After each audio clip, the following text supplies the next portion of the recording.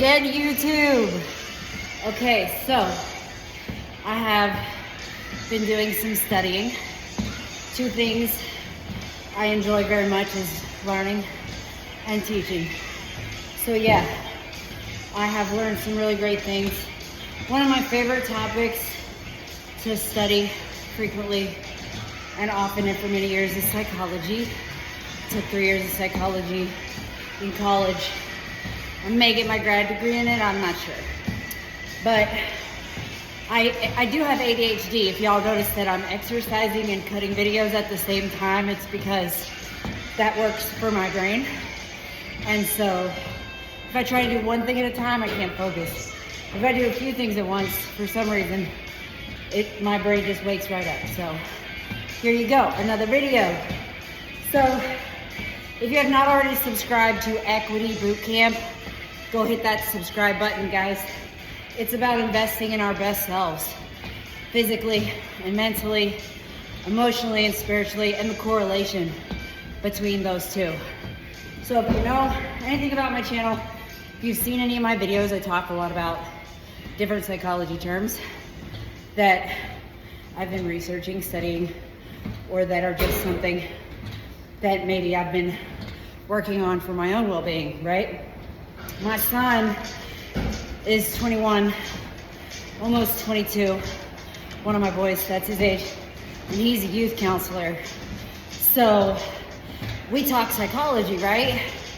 And one of the coolest things about that is that he's taken the steps to learn how some of his childhood traumas and wounds have affected him in his adult life as a means to resolve them. And then he's taken that knowledge he's gained to used it to help others. Like, is that my kid or what? Proud mama. But anyways, all 4 of my kids, I just gotta give them a shout out. They're amazing because they've all been in the gifted program, all accelerated learners, very bright, very intelligent, and spent their infant years and youngest years in 100% all the time with their mama. And so they all were accelerated at learning different skills at an advanced age, like talking, walking, speaking, you know, full sentences, that kind of thing. So I taught them well. But what I want to talk about today, guys, is a couple of different things, because I believe if you heal the root, you heal the tree, okay? And so that would be in reference to the youth in America today, right? We have to do more for our youth, for our kids, for their mental health, for their well-being, because they've been brought up in this world by a bunch of screwed up adults like us that didn't have our act together and had traumas ourselves that we had to work through, right? All imperfect people, and that's okay. But I say kids, meaning anyone under 30.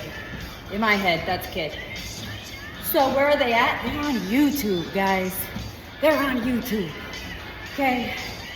So a couple of things that can occur when you go through extremely stressful situations that I've come across. These two are correlated with one another, right? The first is called CPTSD.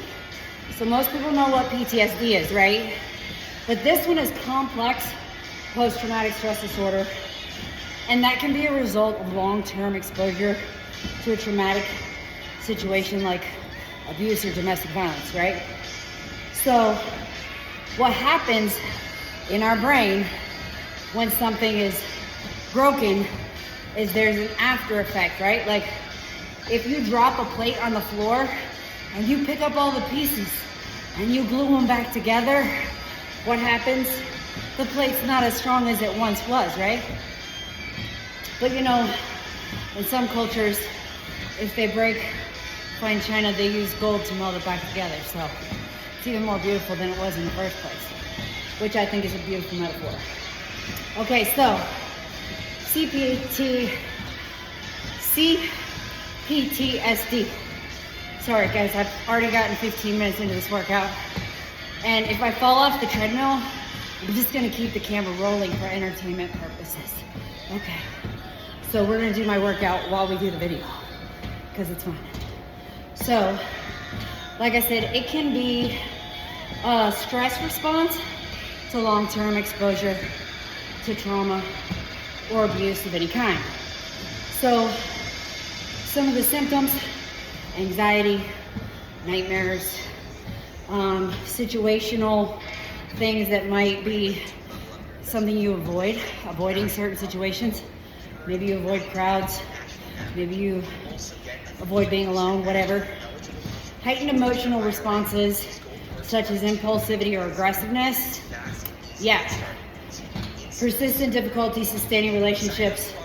Okay, let's go back to the aggressiveness. So, in times of stress, I get so angry. I'm Italian, my temper's fired up. I have anger management problems, guys. And so I have to work out a lot, and I like to take boxing classes, MMA classes, and I like to shoot guns. Makes me a really good cop, right? So I take my stress to the gym, and I do activities like running 20 miles a week that are gonna help me to get that out in a healthy, positive way. If you want to look at my last video, it's called Sublimation. You can learn a little bit more about that. And I'm trying to create a long form video because in my YouTube video on how to make better YouTube videos, it says I need to have long form videos, not just my little shorts. Again, Equity Bootcamp, go hit subscribe if you have not already done that, okay? So we talked about impulsivity, aggressiveness, heightened emotional responses. It's a sign or symptom of CPTSD. Now, keep in mind there are solutions here. One is talk therapy. Very good to work with a therapist, counselor, someone who knows more than you do that can help you come up with healthy solutions, productive solutions. Hit the gym. Spend quality time with quality people. Have an outlet that's positive and productive, especially in times of high stress. Do not let your psychological dysfunctional behavior be unmanaged because it can only make the situation worse. Okay? So now, one of the terms that I was really drawn to because I relate to this is someone with ADHD. Dysregulation or emotional dysregulation is a mental health condition that makes it difficult to control emotions and reactions. People with dysregulation may have intense and prolonged emotional responses. They're out of proportion to the situation. Overreaction, right? Some signs of emotional dysregulation include frequent temper tantrums or outbursts, dramatic mood swings, irritability, anger, and being too emotional, right? So it can be caused by trauma. It can be caused by ADHD or not having good coping mechanisms with your emotions as a child. It's not just a childhood problem. The best things in life make you sweat, just so you know. But I thought that this term, here's where I fall off the Stairmaster. Just kidding. I'm a pro. Okay, so this term, dysregulation. Oh, let me just say real quick, ladies, it's winter. You're not sweating. This is the time of year more than ever to go to the gym with multiple layers and not be half naked. I know that's like so trendy to be in your underwear at the gym. I get it. Trends come and go. I'll never do that one, but layer it up, sweat it out. You want your body to sweat every day, okay? Back to the topic of dysregulation. Some signs of emotional dysregulation. We talked about dramatic mood swings, irritability, anger. You know, just reading this, I was like, I felt like convicted, like this is me right here. So, emotional dysregulation can be caused by trauma, ADHD, not learning how to handle emotions as a child, It can continue into adulthood. Some self-help techniques that can manage this are, and this is the best part, this is why I made a video to go on Equity Boot Camp. It's one of my long form videos talking about psychology terms, right? The best things to manage this. Punching people in the face, just kidding. That's not on there. And we punch things, not people. If you want to punch things too, come on over to One Tribe on Hughes Road in Madison. Shameless plug. Anyway, mindfulness, breathing exercises, journaling, physical activity, sweat it out on the treadmill. Y'all like my sweaty pits? Can you see my muscles through the shirt? I think you can. Anyways, journaling, physical activity, a healthy lifestyle, and setting boundaries. How awesome is that? Like, sure, yeah, we've all got a problem. Here, there, everywhere, whatever it is. We have to know ourselves, guys. That's the key to leveling up in life. First, you have to know what the problem is. Then you have to find the solution. Then you have to get all the knowledge you can about it. Then you have to apply the knowledge, right? Why? Why do I have to do this? I don't know if you're like me, but I always want to know why. Why somebody does something, why something happens, why something is the way it is. I'm always very curious, like a cat. It's not always good, but it's true. So, why do we want to do this? Why do we care? Why do we want to manage things like emotional dysregulation? Because, guys, what's important is that we experience trauma and psychological dysfunctional behaviors are picked up after we've experienced different trauma, right? The way to unravel that trauma and overcome it is experiencing positive, healthy, productive relationships.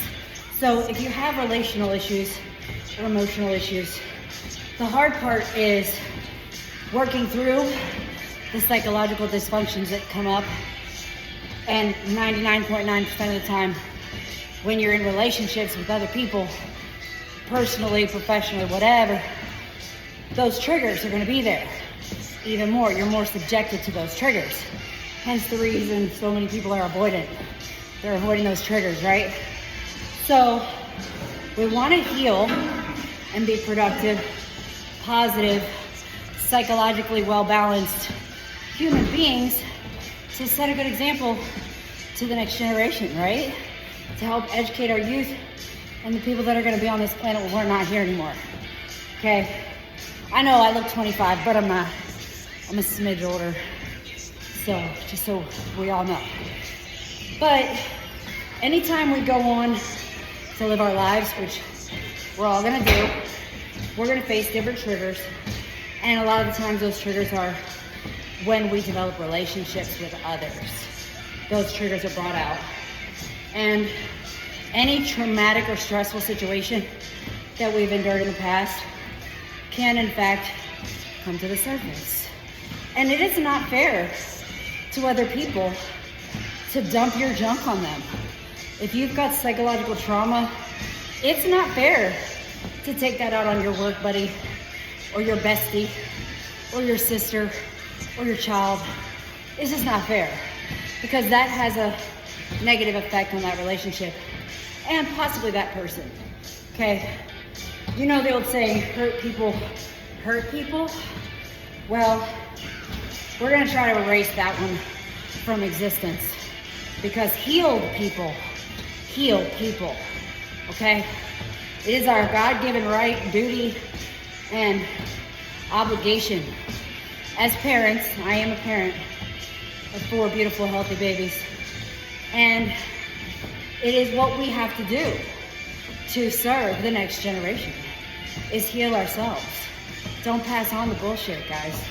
Bring about the healing in positive, productive ways. Set a good example at all times. Our kids deserve that. They really do. There's a extremely high rate mental health issues in youth today, and it's unfortunate. There's a lot of factors included in why that is. Family court's one of them. That's a big one. If you haven't already subscribed to Parental Rights Alabama on YouTube, go subscribe to that channel too. That is my story.